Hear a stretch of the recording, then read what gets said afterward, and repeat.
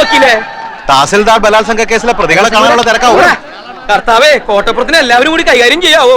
ഏയ്, പോലീസുകാരുണ്ടാവല്ലോ കൂടെ. ഉവ്വല്ലേ, എന്നാ ഇറങ്ങ്.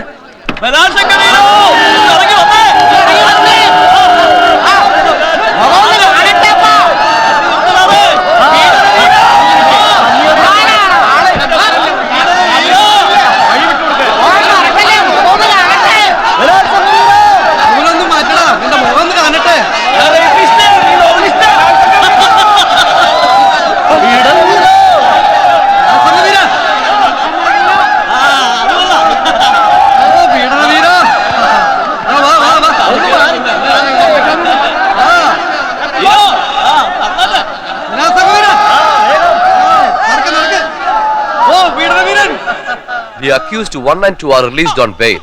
They are to report before the police on every Sunday until further orders. എന്തിനാണെന്ന് പറയേ. എത്രയും പെട്ടെന്ന് തലയ്ക്ക് പിടിക്കുന്ന ഏതെങ്കിലും ഒരു മദ്യം നോക്കിക്കാൻ എടുത്താണോ? ഇതാ പൈങ്കിളി നോവലിസ്റ്റ് അല്ലേ? ഓ, നമ്മുടെ തഹസീൽദാരെ റേപ്പ് ചെയ്ത. എത്രയായി? 200. ഇനി നേരെ താലൂക്ക് ഓഫീസിലേക്ക്. എത്രയും പെട്ടെന്ന് എനിക്ക് അവളെ റേപ്പ് ചെയ്യണം. ആരെ? വണ്ടി വിടടാ, വിടാൻ. പൊന്നപ്പ, വണ്ടി വേഗം ടിവിയിലേക്ക് വിട്ടോ. ഞാനാ പറയുന്നത്, വണ്ടി താലൂക്ക് ഓഫീസിലേക്ക് വിടാൻ. ഇനി സാഗറിനെ നഷ്ടപ്പെടാൻ ഒന്നുമില്ല. കള്ളക്കേസിൽ അഴിയെണ്ണുന്നതിനേക്കാൾ എത്രയോ ഭേദമാണ് അനേകം ദൃക്സാക്ഷികളുടെ മുന്നിൽ വെച്ച് യഥാർത്ഥത്തിൽ റേപ്പ് ചെയ്തിട്ട് പൊട്ടിച്ചിരിച്ചുകൊണ്ട് കൊലക്കയർ കഴുത്തിലിടുന്നത്. സാഗറെ, താനൊന്ന് അടങ്ങ്. തനിക്കൊന്നും നഷ്ടപ്പെടാനില്ലായിരിക്കാം, പക്ഷെ അനേക ലക്ഷം വായനക്കാരുടെ സ്ഥിതി അതല്ല. എന്റെ സ്ഥിതി അതല്ല. തന്റെ നോവൽ അച്ചടിച്ചു വിടുന്ന വാരിക മുതലാളിമാരുടെ സ്ഥിതി അതല്ല. താൻ ജനങ്ങളുടെ കണ്ണിലുണ്ണിയാണോ? എന്നെ പിന്തിരിപ്പിക്കാൻ നോക്കണ്ട. എന്നെ ഓർത്തെങ്കിലും താൻ അതിക്രമം ഒന്നും കാണിക്കരുത്. താൻ ഈ കേസിൽ പെട്ടു എന്ന് അറിഞ്ഞ അന്ന് മുതൽ ഈ മാമച്ചൻ ഉണ്ടിട്ടില്ല, ഉറങ്ങിയിട്ടില്ല. കാരണം താൻ വലിയൊരു കലാകാരനാ. ജാമ്യത്തിലിറക്കാൻ എത്ര ലക്ഷം വേണമെങ്കിലും ചെലവാക്കാന്ന് ഞാൻ വക്കീലിനോട് പറഞ്ഞു. അതാ സാഗര യഥാർത്ഥ സ്നേഹം. അങ്ങനെ സ്നേഹം ഉണ്ടെങ്കിൽ ഇയാൾ എന്റെ ഇഷ്ടത്തിന് നിൽക്കണം. ഞാൻ നിൽക്കും, തന്റെ കൂടെ നിൽക്കും. ഒരു 2 ദിവസം കൂടി കഴിഞ്ഞോട്ടെ. അതെന്തിന്? ഇത്രയും ദിവസം ജയിലിൽ കിടന്ന് താൻ ക്ഷീണിച്ചിരിക്ക. നന്നായിട്ടൊന്ന് റേപ്പ് ചെയ്യാനുള്ള ആരോഗ്യം തനിക്കിപ്പില്ല. അത് ഇയാള് പറയരുത്. അവളോടുള്ള വൈരാഗ്യം മൂത്ത് മൂത്ത് ഞാനൊരു സിംഹമായി മാറിയിരിക്കുക.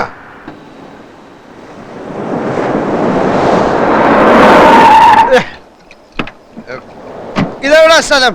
ഇത് ടിബിയാ. അപ്പൊ താലൂക്ക് ഓഫീസ്? ഒന്ന് ഇറങ്ങ് സാഗറെ. എന്നോട് ആജ്ഞാപിക്കുന്നത് അപേക്ഷിക്കും. ആ, അപേക്ഷിക്കണു. ഒന്ന് ഇറങ്ങ്. താലൂക്ക് ഓഫീസിൽ പോണം. താലൂക്ക് ഓഫീസിൽ പോണം. 2 എണ്ണം കൂടി അടിച്ചിട്ട് പോയാ പോലെ. ഇതാ നോവലിസ്റ്റ് അല്ലേ തഹസിൽദാരെ റേപ്പ് ചെയ്ത? അതേടാ, തഹസിൽദാരെ റേപ്പ് ചെയ്ത അതേ നോവലിസ്റ്റ് എന്നാ ഞാൻ. നിന്റെ സ്വന്തത്തിൽപ്പെട്ട വല്ലവരും വന്ന് ഞാൻ റേപ്പ് ചെയ്യണോ? പറയടാ. സ്വന്തത്തിൽപ്പെട്ട ആരുമില്ലെന്ന്. നിന്റെ സ്വന്തത്തിൽപ്പെട്ട ആരെങ്കിലും വന്ന് ഞാൻ റേപ്പ് ചെയ്യണോ? റേപ്പ് ചെയ്യണോ? ഇന്ന് വരെ ഒരു ഈച്ചയെ പോലെ റേപ്പ് ചെയ്യാത്ത എല്ലാരും കൂടെ റേപ്പിസ്റ്റാക്കി.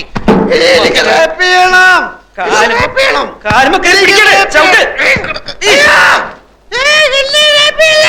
എനിക്ക് റേപ്പ് ചെയ്യണേ.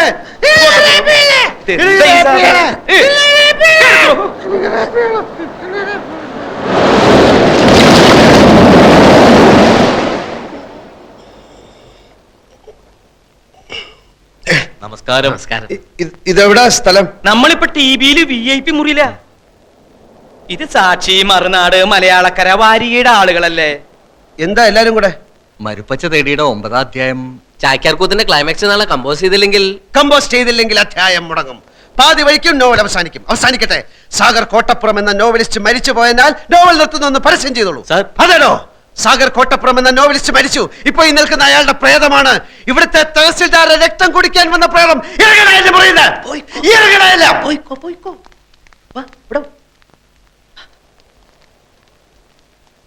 മുള്ള മുട്ടയിക്കുമ്പോഴാണ് ചാക്യാർ കൂത്ത്. റാസ്കൽസ്.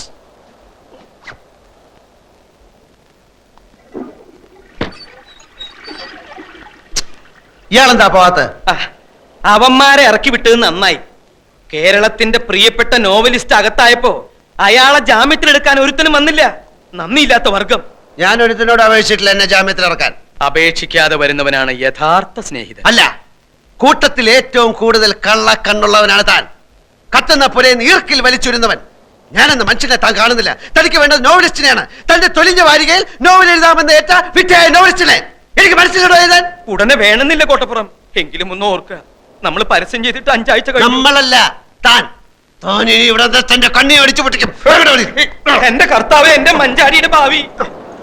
എനിക്ക് പൊതിരെ തല്ല് കിട്ടി. എവിടുന്നാ? കല്ലേറ് കൊള്ളാത്ത ഒരവയവം ഇപ്പൊ ഈ ശരീരത്തിലില്ല. താൻ പിന്നെയും അവളോട് മാപ്പ് പറയാൻ പോയോ? ഇല്ല, വാടക വീട്ടിൽ ചെന്ന് നമ്മുടെ സാധനങ്ങൾ എടുക്കാമെന്ന് വെച്ച് പോയതാ. ഇരുട്ടായിരുന്നിട്ടും ഏതോ ഒരു തെണ്ടി എന്നെ കണ്ടുപിടിച്ചു. ആളുകൾ കൂടി എടാ ബലാത്സംഗ വീര എന്നും പറഞ്ഞുകൊണ്ട് കല്ലേറ് ഇടിയും തുടങ്ങി. ഞാൻ എങ്ങനെ അവിടുന്ന് ജീവനോടെ രക്ഷപ്പെട്ടെന്ന് ഇപ്പോഴും പിടിയില്ല. ഇത് സഹിക്കാവുന്നതിന് അപ്പുറമായിരിക്കുന്നു. ഈ ധൂമകേതു കാരണം, ഈ യക്ഷി കാരണം.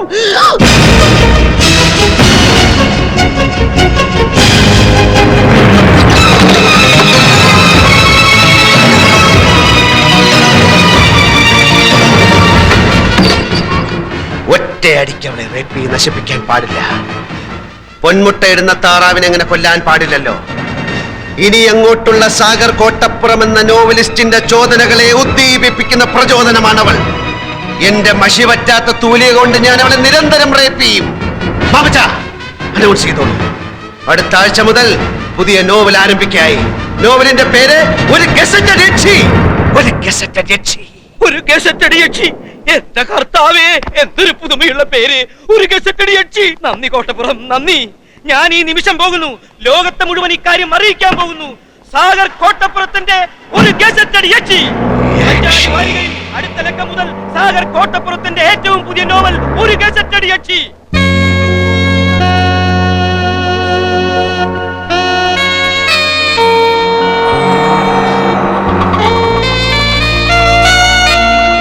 ടൗണിൽ മുഴുവനും പോസ്റ്റർ ഒട്ടിച്ചു കഴിഞ്ഞു. സാഗർ കോട്ടപ്പുറം എഴുതുന്ന സർവീസ് സ്റ്റോറി ഗസറ്റഡ് രക്ഷി. ആ തഹസിൽദാർ പൂതനയുടെ അതേ മുഖമാണ് പോസ്റ്ററിൽ. താലൂക്ക് ഓഫീസിന്റെ ചുവരിലൊട്ടിച്ച പോസ്റ്ററിന്റെ മുമ്പിൽ അവളുടെ ജീപ്പ് വന്ന് നിൽക്കുന്നതും പോസ്റ്റർ കണ്ടവൾ നടുങ്ങുന്നതും ഞാൻ നേരിട്ട് കണ്ടു. എന്താണ് അവളുടെ അടുത്ത നീക്കമെന്നറിയാൻ ഞാൻ കാത്തുനിന്നു. 5 മിനിറ്റ് കഴിഞ്ഞില്ല, പ്യൂൺ വെളിയിൽ വരുന്നു, പോസ്റ്റർ വലിച്ചു കീറുന്നു. ഞാൻ നേരെ മാമച്ചന് ഫോൺ ചെയ്തു. ഉച്ചക്ക് മുമ്പ് അതേ ചുമരിൽ പോസ്റ്റർ വീണ്ടും ഒട്ടിക്കുമെന്ന് മാമച്ചൻ എനിക്ക് വാക്ക് തന്നിരിക്കുക. Very good, very good. അവൾ തന്നെയാണ് ഗസറ്റഡ് യക്ഷി എന്ന് അവൾ അറിഞ്ഞല്ലോ. എന്നാലേ അവൾ നോവൽ വായിക്കൂ. വായിച്ചാലേ എഴുത്തുകാരന്റെ തൂലികയുടെ ശക്തി ആ ശൂർപ്പണഖ അറിയൂ. അതെ, അതിരിക്കട്ടെ, നമ്മുടെ കഥ എവിടം വരെയായി? താൻ ഞെട്ടരുത്. എന്താ? താനാണ് ഈ കഥയിലെ നായകൻ. ആണോ? അതെ, കാരണം ഇതിലെ നായകന് സൗന്ദര്യം ആവശ്യമില്ല. മത്തങ്ങ പോലുള്ള ഒരു മുഖമാണ് വേണ്ടതെങ്കിൽ തനിക്കും നായകനാകാം. ഈ വിഷയം നമുക്ക് പിന്നീട് ചർച്ച ചെയ്യാം. അല്ലെങ്കിലും ഇതൊരു നായക പ്രാധാന്യമുള്ള കഥയാണ്. അടിമുടി അവളാണ്, അവളുടെ കൗടില്യങ്ങളുടെ കഥയാണ്. ആദ്യ ഭാഗം ഞാൻ വായിക്കാം. സാധാരണ പൈങ്കിളി നോവലിലെ പോലെ ആമുഖമോ വർണ്ണനകളോ ഇല്ല. അവളുടെ അന്തരാളത്തിലേക്ക് നേരിട്ട് കിടക്കുകയാണ് നോവലിസ്റ്റ്. ഇവൾ അനിത. പുതിയ തലമുറയിലെ പെൺകുട്ടികളുടെ ആസൂത്രണ മനോഭാവത്തിന്റെ കഥ ഇവളിൽ നിന്ന് തുടങ്ങുന്നു. ഇവളിൽ പ്രണയത്തിന്റെ ലോലഭാവങ്ങളില്ല. മനുഷ്യബന്ധം, ദയ, കാരുണ്യം തുടങ്ങിയ വികാരങ്ങൾ ഇവൾ കന്യം. നേട്ടങ്ങളിൽ മാത്രമാണ് നോട്ടം. കീഴടക്കല്ലാണ് ഇവളുടെ സംതൃപ്തി. സൗന്ദര്യമാണ് ഇവളുടെ വജ്രായുധം. ഒരേ സമയം പല കാമുകന്മാരുടെയും വിശ്വസ്തയായ കാമുകി. നഗരത്തിന്റെ ശാപമെന്നല്ല അതെന്തു പറയാൻ. ഇന്നവൾ ഇവിടെ municipal commissioner.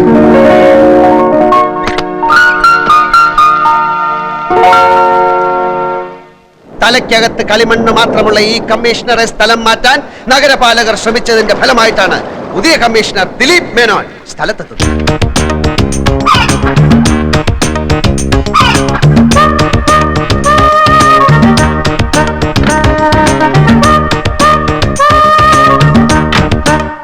Hello, mister Dileep Menon.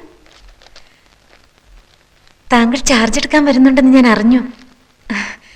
താങ്കളെപ്പോലെ മിടുക്കനായ ഒരു കമ്മീഷണറെയാണ് ഈ നഗരത്തിന് ഇപ്പോൾ ആവശ്യം. I heard you are so imaginative, a man with lot of innovative ideas. Yes sure. Before you take charge, shall we meet?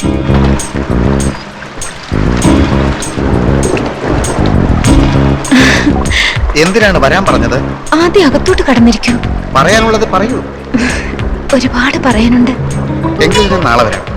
ഈ അസമയത്ത് മഴ നനയാതെ അകത്ത് വന്നിരിക്കൂ ദിലീപ്. ഞാൻ ആകെ തൃശങ്കു സ്വർഗത്തിൽ പെട്ടതുപോലെ തോന്നുന്നു. അനിത ഇനിയും ചാർജ് ഒഴിഞ്ഞു തന്നില്ലെങ്കിൽ തരാമല്ലോ. Is it? Then let me take charge tomorrow. അത്ര പെട്ടെന്ന് വേണോ?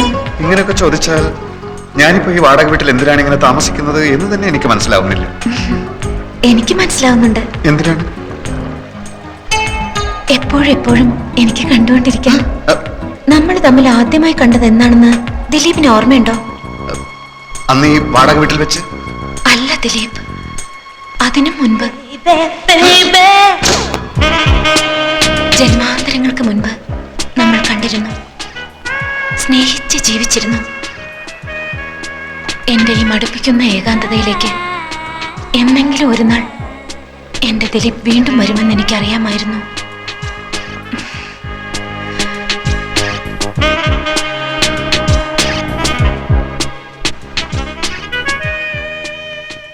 തനിക്ക് എന്താണ് സംഭവിക്കുന്നതെന്ന് ദിലീപ് മേനോന് നിശ്ചയമുണ്ടായിരുന്നില്ല.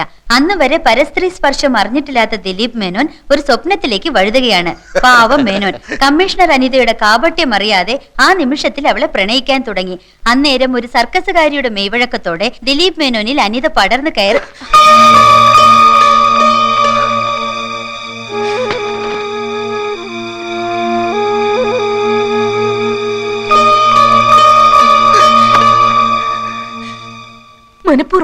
മനഃപൂർവ്വമാണ് ഒക്കെ. സാർ ഒന്ന് വായിച്ചു നോക്ക്. എന്തൊക്കെ വൃത്തികേടുകളാ അയാൾ എഴുതി കൂട്ടിയിരിക്കുന്നത്. പിന്നീട് ദിലീപ് മേനോൻ പ്രഭാതത്തിൽ ഉദിച്ചു വരുന്ന സൂര്യനെ കണ്ടില്ല, നിലാവ് കണ്ടില്ല, ആകാശത്ത് പറന്നു നടക്കുന്ന പറവകളെയും പുൽമേടുകളിൽ മേഞ്ഞു നടക്കുന്ന കുഞ്ഞാടുകളെയും കണ്ടില്ല. പ്രണയമെന്ന ചതിക്കുഴിയിൽ തന്നെ വീഴ്ത്തിയ ആ വഞ്ചകിയുടെ പുഞ്ചിരി മാത്രമായി എപ്പോഴും മനസ്സിൽ. നഗരത്തിലെ പാർക്കുകളിൽ, കടലോരങ്ങളിൽ അവരുടെ രാവുകളും പകലുകളും പ്രണയാതുരമായി തുടിച്ചുകൊണ്ടിരിക്കവേ ഒരു സായാഹ്നത്തിൽ എങ്ങു നിന്നോ തീക്ഷ്ണമായ ആ രണ്ട് കണ്ണുകൾ അവരിൽ വന്ന് പതിച്ചു. തുടരും. അതേത് തീക്ഷ്ണ കണ്ണുകൾ? അതാണ് സസ്പെൻസ്. ഇപ്പൊ താൻ ആകാംക്ഷയോട് ചോദിച്ചില്ലേ, അതാണ് തുടർക്കഥയുടെ ടെക്നിക്ക്. വായനക്കാരെ അടുത്ത ലക്കം വരെ മുൾമുനയിൽ നിർത്തുക. ഈ തീക്ഷ്ണ കണ്ണുകളുടെ ഉടമസ്ഥനാരാന്നാണ് ഞാൻ ചോദിച്ചത്. സസ്പെൻസ് ആണെന്ന് പറഞ്ഞില്ലടോ. എന്നാലും അടുത്ത ലക്കത്തിൽ ആ തീക്ഷ്ണ കണ്ണം കയറി വരില്ലേ? അങ്ങനെ ഒരുത്തന്റെ ആവശ്യം എന്തായിപ്പോ? സംഗതി വഞ്ചനയും മറ്റുമൊക്കെ ആണെങ്കിലും ഞാനും നായികയും പ്രണയിച്ചിങ്ങനെ സുഖിച്ചിരിക്കുമ്പോ മറ്റൊരുത്തൻ അങ്ങനെ ഇടയ്ക്ക് കയറി വരുന്നത് എന്തിന്? അത് പറയാൻ താൻ ആര്? ഒരു എഴുത്തുകാരുടെ സ്വാതന്ത്ര്യത്തിൽ കയറി കൈകടത്തിയുണ്ടല്ലോ. ഒരു പിണ്ണാക്കൂല്ല. ഇറാൻ ഭരണകൂടം സൽമാൻ റഷ്ദിയുടെ തലയ്ക്ക് വില പറഞ്ഞില്ലേ? എന്നിട്ട് എന്ത് സംഭവിച്ചു? അയാൾ ഇപ്പോഴും ഒളിച്ചു നടക്കല്ലേ? അയാൾ ഒളിച്ചു നടന്നാലും അയാളുടെ തൂലിയേക്ക് വിലങ്ങ് വെക്കാൻ ആർക്കെങ്കിലും കഴിഞ്ഞോ? ഇനി ഞാനൊരു സത്യം പറയാം. താനല്ല ഈ കഥയിലെ യഥാർത്ഥ നായകൻ. ഈ വരുന്ന തീഷ്ണ കണ്ണുള്ളവൻ അയാളാ ശരിക്കുള്ള നായകൻ. അയാൾ അതിപ്രശസ്തനായ ഒരു സാഹിത്യകാരനും ഒരു നോവലിസ്റ്റുമാണ്. ഓ, മനസ്സിലായി.